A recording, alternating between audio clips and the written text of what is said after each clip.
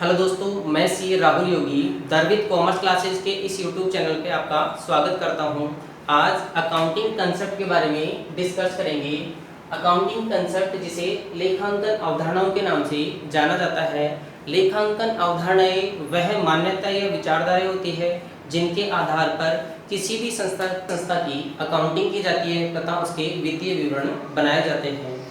Accounting concept में सबसे पहले है एंटिटी कंसेप्ट, जिसे सत्ता की अवधारणा या पृथक अस्तित्व की अवधारणा के नाम से जाना जाता है। इस अवधारणा के अनुसार बिजनेस तथा बिजनेस का स्वामी दोनों को अलग अलग माना गया है। इसीलिए बिजनेस से संबंधित जो भी खर्चे होते हैं उन्हें प्रॉफिट एंड लॉस अकाउंट में लिखा जाता है तथा ओनर से संबंधित खर्चों को इसमें नहीं लिखा जाता। और ओनर के द्वारा जो भी पूंजी लगाई जाती है उसे बैलेंस शीट में लायबिलिटी साइड में दिखाया जाता है।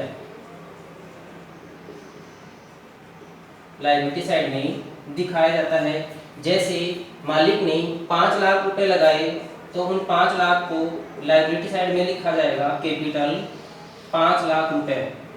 और यदि बिजनेस का स्वामी व्यवसाय से कुछ माल या केस निजी उपयोग के लिए निकालता है तो उसे आहरण ड्राइंग के नाम से जाना जाता है।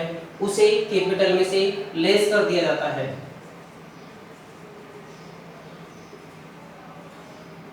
इसी अवधारणा के कारण इंटरेस्ट ऑन ड्राइंग और इंटरेस्ट ऑन कैपिटल का लेखा किया जाता है। अकाउंटिंग कंसेप्ट में दूसरा है मनी मेजरमेंट कंसेप्ट, मुद्रा मापन अवधारणा। इस अवधारणा के कारण ऐसे ट्रांजैक्शन जिन्हें मुद्रा के रूप में मापा जा सकता हो उन्हें ही बिजनेस बुक्स में रिकॉर्ड किया जाता है।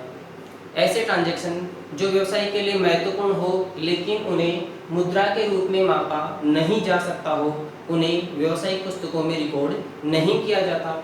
जैसे संगठन के कर्मचारी,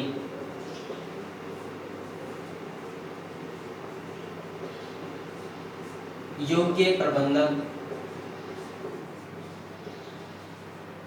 इनको पुस्तकों में रिकॉर्ड नहीं किया जाता क्योंकि उनको मुद्रा के रूप में मापा नहीं जा सकता। तीसरा है पीरियोडिसिटी कंसेप्ट।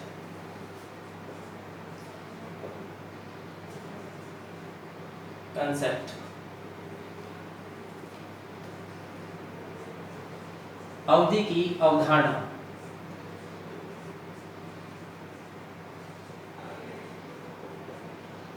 अवधि की अवधारणा, पीरियोडिसिटी कंसेप्ट, अवधि की अवधारणा। इस अवधारणा के अनुसार व्यवसाय के अनिश्चित जीवन काल को छोटे छोटे भागों में बांटा गया है। जैसे 6 माह, 12 माह तथा 15 माह, जिससे एक निश्चित अवधि के बाद व्यवसाय के वित्तीय विवरण बनाकर उसकी आर्थिक स्थिति तथा प्रॉफिट एंड लॉस का पता किया जा सके। सामान्यतः यह अवधि 1 साल की होती है जो भारत में 1 अप्रैल से चालू होकर 31 मार्च को खत्म होती है। अगला है इसमें एक्चुअल कंसेप्ट,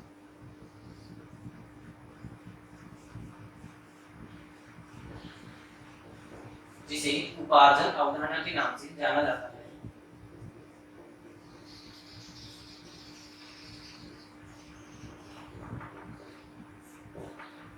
इस अवधारणा के अनुसार संबंधित वर्ष के आय तथा व्ययों को ड्यू बेसिस पर रिकॉर्ड किया जाना चाहिए, जिसे देय कहा जाता है, चाहे एक्चुअल में केस की प्राप्ति या भुगतान किया गया हो या नहीं। जैसे मिस्टर एक्स ने 50,000 रुपए का माल खरीदा जिसमें से 20,000 रुपए कैश में भुगतान किए तथा 30,000 रुपए का माल उधार में खरीदा, क्रेडिट। 50,000 के माल को उसने 60,000 रुपए में बेच दिया जिसमें से 50,000 रुपए उसे केस में प्राप्त हुए तथा 10,000 उधार रह गए, यानी क्रेडिट पे माल बेच दिया।